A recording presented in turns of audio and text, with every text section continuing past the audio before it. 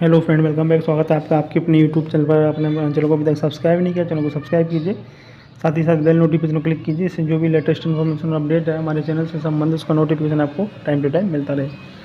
आप सभी से रिक्वेस्ट है कि वीडियो को आप पूरा देखिए, बिना स्किप किए हुए वीडियो को ध्यान से सुनिए। कोई भी क्वेश्चन अगर आपके मन में है, कोई भी कन्फ्यूजन है या फीडबैक है तो आप कमेंट करके मुझे बता सकते हैं।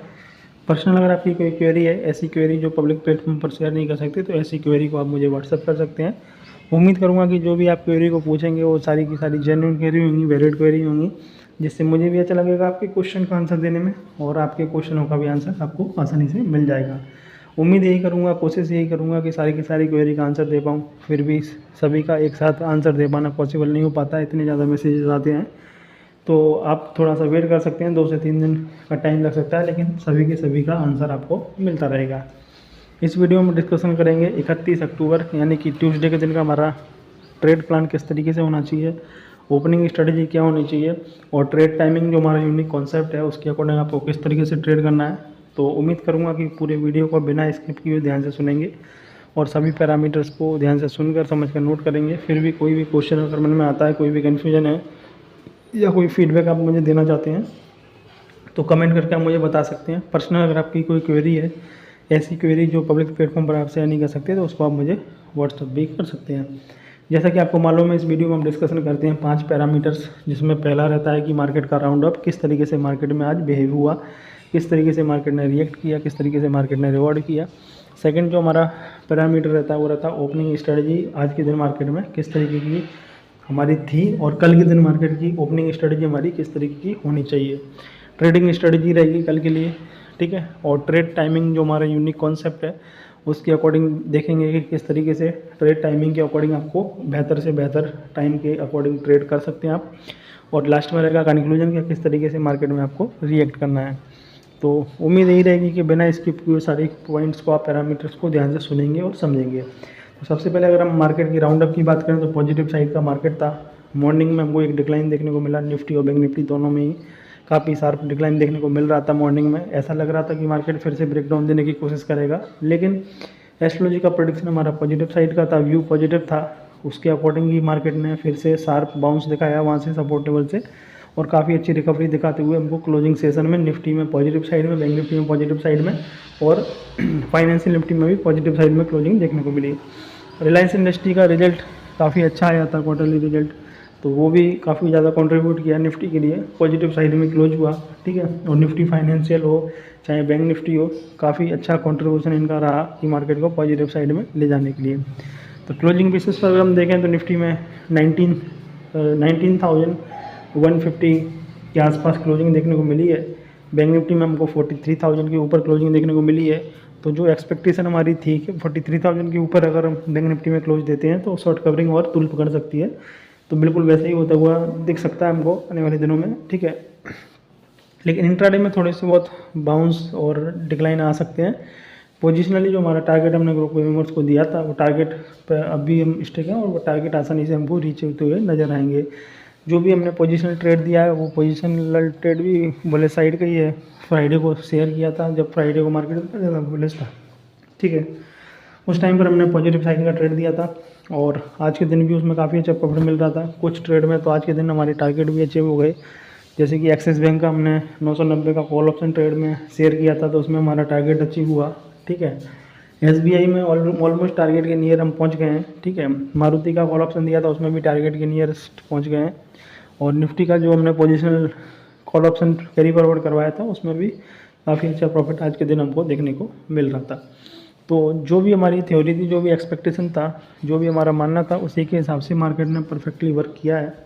और कल का ट्रेड प्लान का जो वीडियो था उसको अगर ध्यान से आपने सुना होगा, समझा होगा, तो उसमें क्लियरली बोला था कि मार्केट में जो भी डिक्लाइन आएगा उसमें आपको बाय साइड के ट्रेड अटेम्प्ट करने हैं और कॉल साइड में आपको काम करना है, क्योंकि मार्केट में बिल्कुल आपको क्लियरिटी जैसी नहीं दिखेगी।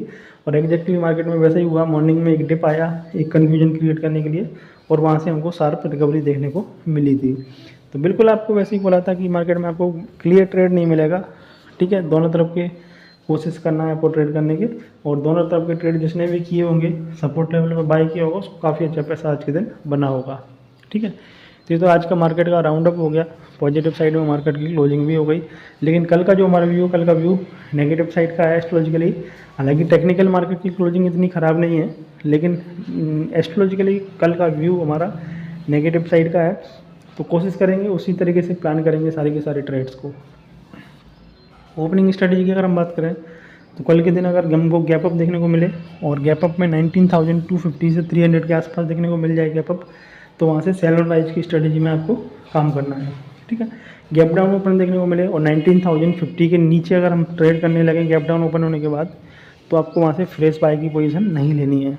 फ्रेश बाय की पोजीशन आपकी बनेगी 19,050 के ऊपर। 19,050 के नीचे अगर हम ट्रेड करने लगते हैं कल के दिन, तो सेलिंग साइड का ट्रेड काफ़ी ज़्यादा एक्टिवेट हो सकता है और काफ़ी ज़्यादा सेलिंग हमको ट्रिगर देखने को मिल सकती है। और कल फाइनेंशियल निफ्टी का भी एक्सपायरी है, ठीक है, तो उसका भी एक मार्केट पे इफेक्ट आ सकता है थोड़ा सा। तो देखना होगा शॉर्ट कवरिंग टूल जब पकड़ेगी, जब 19,150 के ऊपर अगर हम कंफर्टेबली सस्टेन करेंगे, क्योंकि मेजर जो रेजिस्टेंस हमारा 19,200 के आसपास है, तो 19,200 अगर निकल जाता है तो 19,350 तक के लेवल अनफोल्ड हो सकते हैं। बैंक निफ्टी में शॉर्ट कवरिंग कल जरूर बन सकती है। अगर बैंक निफ्टी फर्स्ट आवर में 43,000 के ऊपर कंफर्टेबली सस्टेन करने लगता है, तो बैंक निफ्टी में हमारी शॉर्ट कवरिंग काफ़ी ज़्यादा तेज़ी से बढ़ सकती है, जो 43,500 तक की लेवल दिखा सकती है। तो बैंक निफ्टी में आपको थोड़ा अलर्ट रहना है, शॉर्ट कवरिंग के लिए रेडी रहना है।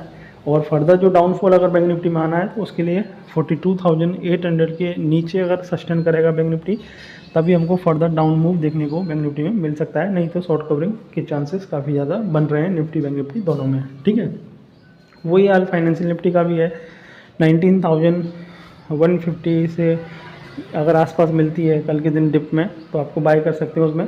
और 19,250 से 300 के आसपास उसमें एक रेजिस्टेंस है, तो वहाँ पर देखेंगे अगर उसके ऊपर टिकता है तो उसमें भी शॉर्ट कवरिंग ट्रिगर हो सकती है। लेकिन रेजिस्टेंस से अगर घूमता है तो 19,150 तक के लेवल निफ्टी फाइनेंशियल में हमको देखने को मिल सकते हैं। ये तो बात हो गई हमारी ओपनिंग स्ट्रेटजी किस तरीके की होना चाहिए। ट्रेडिंग स्ट्रेटजी की बात करें तो ट्रेडिंग स्ट्रेटजी में कल के दिन आपको नेगेटिव साइड का हमारा व्यू है, तो रेजिस्टेंस लेवल के पास अगर मार्केट आने की कोशिश करता है, या जो हमारे शॉर्ट साइड के लेवल हैं डाउन साइड के, अगर उनको ब्रीच करते हुए डाउन साइड में जाने लगता है मार्केट, तो आपको पुट साइड में काम करना है। पुट साइड में काम करना है, ठीक है। कॉल साइड में काम आपको जब करना है जब मार्केट रेजिस्टेंस लेवल के ऊपर ट्रेड करने लगे, यानी कि निफ्टी में 19,200 के लेवल ट्रेड करने लगे, और बैंक निफ्टी में 43,000 के लेवल के ऊपर ट्रेड करने लगे, और फाइनेंशियल निफ्टी में 19,275 से 300 के ऊपर ट्रेड करने लगे, तो आपको शॉर्ट कवरिंग ट्रिगर हो सकती है। तभी उसी कंडीशन में आपको कॉल साइड में बाय करके काम करना है, नहीं तो पुट साइड में आपको बाय करके काम करना चाहिए। ठीक है, ऐसा मेरा मानना है। तो ये तो आपकी ट्रेडिंग स्ट्रेटजी हो गई। ट्रेड टाइमिंग जो हमारा यूनिक कॉन्सेप्ट है, उसके अकॉर्डिंग अगर हम बात करें तो उसके अकॉर्डिंग पहला जो हमारा टाइम बन रहा है वो है 11:47 का। 9:15 यानी कि 9:15 से 11:47 तक मार्केट में जो रेंज बनेगी, उस रेंज का अगर ब्रेकआउट हुआ तो आपको बाई साइड का ट्रेड लेना है, रेंज का ब्रेकडाउन हुआ तो आपको सेल साइड का ट्रेड लेना है। सेकंड जो हमारा टाइम रहेगा वो रहेगा 2:46 2:46 का। ठीक है, 11:47 से 2:46 तक मार्केट में जो भी रेंज बनेगी, उस रेंज का अगर ब्रेकआउट होगा तो बाई साइड का ट्रेड करना है, रेंज का ब्रेकडाउन होगा तो आपको सेल साइड का ट्रेड लेना है। अगर 9:15 से 11:46 तक 47 तक मार्केट में जो रेंज बनी, उस रेंज का ना तो ब्रेकआउट आए ना उस रेंज का ब्रेकडाउन आए, तो आपको किसी भी डायरेक्शन में ट्रेडिंग नहीं करना है। ठीक है, सेकंड जो हमारा टाइम रहेगा 11:46 से लेकर 2:46 तक, जो मार्केट में अगर उसी डायरेक्शन में ट्रेड जब नहीं करेंगे, जब हम उसी रेंज में मार्केट रहेगा, ना तो अपसाइड की तरफ ब्रेकआउट आए या ब्रेकडाउन कुछ भी देखने को नहीं मिलता है, तो हमको फिर वहाँ से रेंज बाउंड मार्केट देखने को मिल सकता है। तो अगर आप ऑप्शन सेलर है तो रेंज बाउंड मार्केट का बेनिफिट आप ऑप्शन सेलिंग करके ले सकते हैं। तो ये तो हमारा ट्रेड टाइमिंग का यूनिक कॉन्सेप्ट है, उसके अकॉर्डिंग आपको किस तरीके से काम करना है वो मैंने आपको बता दिया। कंक्लूजन की बात करें तो जिस तरीके से कल आपको बोला था कि मार्केट में एक कॉन्फ्लिक्ट रहेगा, दोनों तरफ के ट्रेड करने के मौके मिलेंगे, बाय एंड डिप की स्ट्रेटजी रखनी है और व्यू पॉजिटिव साइड का है, ये कल आपको बोला था और आज मार्केट में वैसा ही हुआ।